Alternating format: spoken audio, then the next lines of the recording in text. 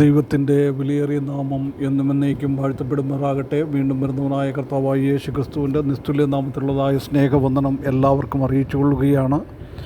വീണ്ടും ഈ പ്രഭാതത്തിൽ ദൈവവചനത്തോടുള്ള ബന്ധത്തിൽ നമുക്ക് ആയിരിക്കാൻ ഈ പ്രഭാത ധ്യാന ചിന്തയിൽ ദൈവവചനത്തിൽ നിന്ന് ചില കാര്യങ്ങൾ ചിന്തിക്കുവാൻ തക്കവണ്ണം ദൈവം തന്ന സാവകാശത്തെ ഓർത്ത് ദൈവത്തെ സ്തുതിക്കുന്ന ഈ ദിവസങ്ങളിൽ നാം പുറപ്പാട് പുസ്തകം 12-ാം അധ്യായത്തിൽ നിന്നാണ് ചില ധ്യാന ചിന്തകൾ പങ്കിട്ടുകൊണ്ട് ഇരിക്കുന്നത്. കഴിഞ്ഞ ദിവസം നാം അതിൻ്റെ 34-ാമത്തെ വാക്യം വരെ നാം വായിക്കുകയുണ്ടായി.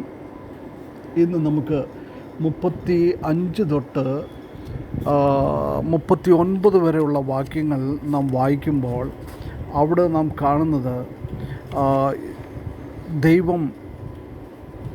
ദൈവം മക്കൾക്ക് വേണ്ടി ഒരുക്കുന്ന ആ പ്രൊവിഷൻ സംവിധാനങ്ങൾ, ദൈവം എല്ലാ കാര്യങ്ങളും ദൈവം ഒരുക്കി തരുന്നവരാണ്. നമുക്കതൊന്ന് വായിക്കാം. പുറപ്പാട് പുസ്തകം 12-ാം അധ്യായം 35-ാമത്തെ വാക്യം. ഇസ്രായേൽ മക്കൾ മോശയുടെ വചനമനുസരിച്ച് മിസ്രയീമ്യരോട് വെള്ളി ആഭരണങ്ങളും പൊന്നാഭരണങ്ങളും വസ്ത്രങ്ങളും ചോദിച്ചു. 36. യഹോവ മിസ്രയീമ്യർക്ക് ജനത്തോട് കൃപ തോന്നിച്ചതുകൊണ്ട് അവർ ചോദിച്ചതൊക്കെയും അവർക്ക് കൊടുത്തു. അങ്ങനെ അവർ മിസ്രയീമ്യരെ കൊള്ളയിട്ടു. നോക്കുക, ഈ പോകുന്ന സമയത്ത് മോശ നേരത്തെയും ഈ കാര്യങ്ങൾ ദൈവം പറഞ്ഞതനുസരിച്ച് പറഞ്ഞതാണ്. കാരണം അവർക്ക് കിട്ടേണ്ടതായിട്ടുള്ളതായ പ്രതിഫലം ഈ മിസ്രയീമിൽ നിന്ന് ലഭിച്ചിട്ടില്ല. അവരെ ചൂഷണം ചെയ്യുകയായിരുന്നു ആ ഫറവോനും കൂട്ടരും. അതുകൊണ്ട് ദൈവം അവർക്ക് കിട്ടേണ്ടതായിട്ടുള്ളതായ ആ ഫലം, കിട്ടേണ്ടതായിട്ടുള്ളതായ അവരുടെ വേതനം അവർക്ക് ലഭിക്കേണ്ടതിന് വേണ്ടി ദൈവം അവർക്ക് മിസ്രയീമ്യരെ കൊള്ളയിടുവാൻ തക്കവണ്ണം പറഞ്ഞു.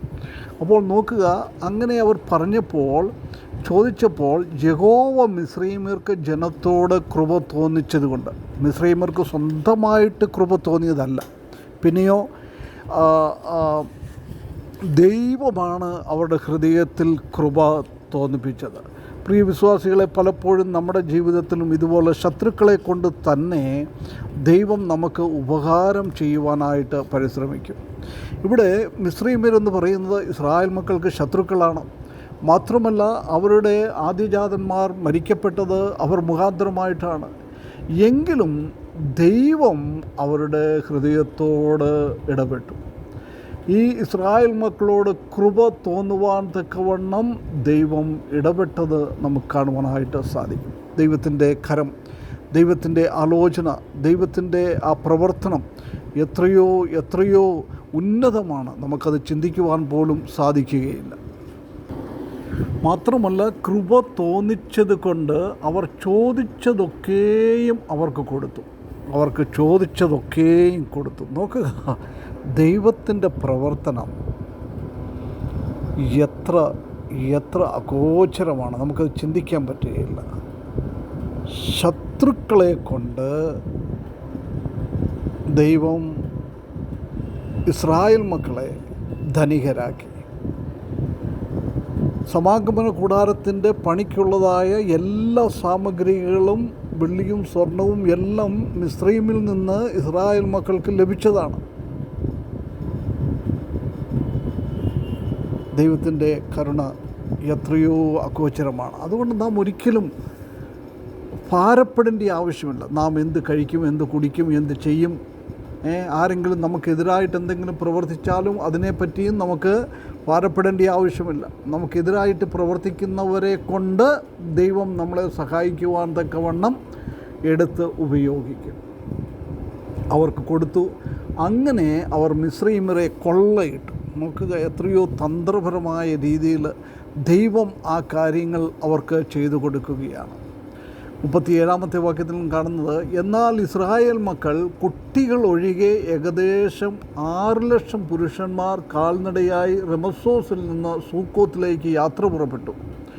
വലിയൊരു സമ്മിശ്ര പുരുഷാരവും ആടുകളും കന്നുകാലികളുമായി അനവധി മൃഗങ്ങളും അവരോട് കൂടെ പോന്നു.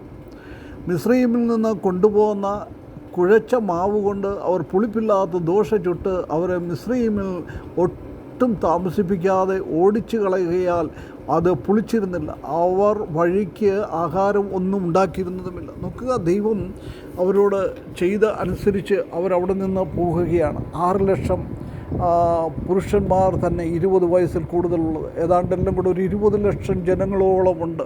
ആ ജനങ്ങളെല്ലാം കൂടെ പോകുകയാണ്. അവർക്ക് പുളിപ്പിൻ്റെ അനുഭവം അവരുടെ ഭവനത്തിൽ നിന്ന് മാറ്റിക്കളയണമെന്ന് പറഞ്ഞപ്പോൾ അവരെ ധൃതി വെച്ച് അവർ ഓടിച്ചതുകൊണ്ട് അവരുടെ ആ മാവ് പുളിക്കാതെ, ആ പുളിപ്പില്ലാത്ത ആ അപ്പം ഉണ്ടാക്കി അവർക്ക് കഴിക്കുവാനായിട്ട് സാധിച്ചു. ദൈവത്തിൻ്റെ കരം എത്രയോ അത്ഭുതകരമാണ്.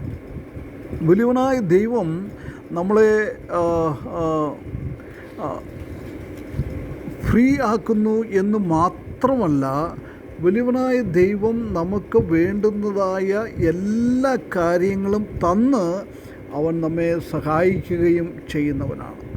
നമ്മുടെ അടിമത്തത്തിൽ, നമ്മുടെ ബന്ധനത്തിൽ നിന്ന് തന്നെ ഇസ്രായേൽ മക്കളെ മിസ്രയീമിൽ അവർക്ക് ആവശ്യത്തിലുള്ളതായ സാധനം കൊടുത്ത് നടത്തിയ ദൈവം,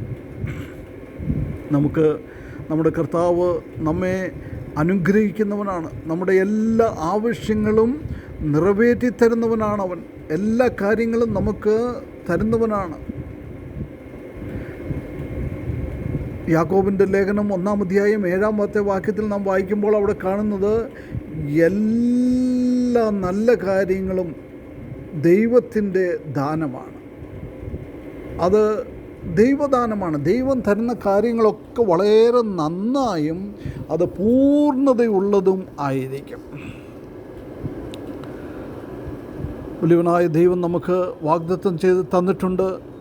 മുന്നമേ അവൻ്റെ രാജ്യവും നീതിയും അന്വേഷിക്കുക, അതോടുകൂടെ നിങ്ങൾക്ക് വേണ്ടുന്നതെല്ലാം അവൻ നൽകിത്തരും. അപ്പോൾ നാം ദൈവരാജ്യവും ദൈവനീതിയും ഒന്ന് അന്വേഷിച്ചേച്ചാൽ മതി.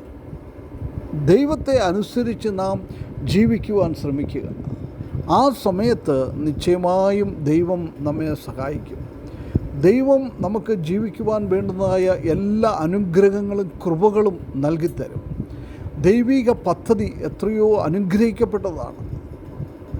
ദൈവം ഒരുക്കിയിട്ടുള്ളത് ഒരു കണ്ണും കണ്ടിട്ടില്ല, ഒരു ചെവി കേട്ടിട്ടുമില്ല, ഒരു മനുഷ്യൻ്റെയും ഹൃദയത്തിൽ തോന്നിയിട്ടുമില്ല.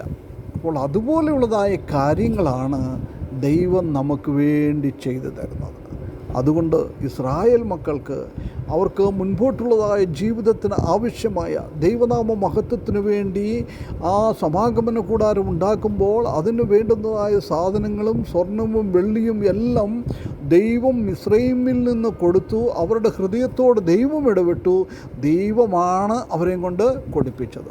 അതുകൊണ്ട് നാം ദൈവസന്നിധിയിൽ നമ്മെ തന്നെ സമർപ്പിക്കുമ്പോൾ, മുന്നമേ അവൻ്റെ രാജ്യവും നീതിയും നാം അന്വേഷിക്കുമ്പോൾ, ബാക്കിയുള്ളതെല്ലാം ദൈവം ഏത് വിധേനയിലും, ചിലപ്പോൾ ശത്രുക്കളുടെ കയ്യിൽ നിന്നായിരിക്കാം, മിത്രങ്ങളുടെ കയ്യിൽ നിന്നായിരിക്കാം, നാം നനയ്ക്കാത്തതുമായ കാര്യങ്ങളിലൂടെ ആയിരിക്കാം ദൈവം നമ്മെ നടത്തുന്നത്. ദൈവം അത്രമാത്രം ഉന്നതനാണ്. അതുകൊണ്ട് നമുക്ക് ഈ കർത്താവിൽ ആശ്രയിച്ചുകൊണ്ട് ജീവിപ്പാൻ വലിയവനായ ദൈവം ഈ വചനം മുഖാന്തരം നമ്മെ സഹായിക്കട്ടെ. അവൻ്റെ വിലയേറിയ നാമം എന്നും എന്നേക്കും വാഴ്ത്തപ്പെടുമാറാകട്ടെ.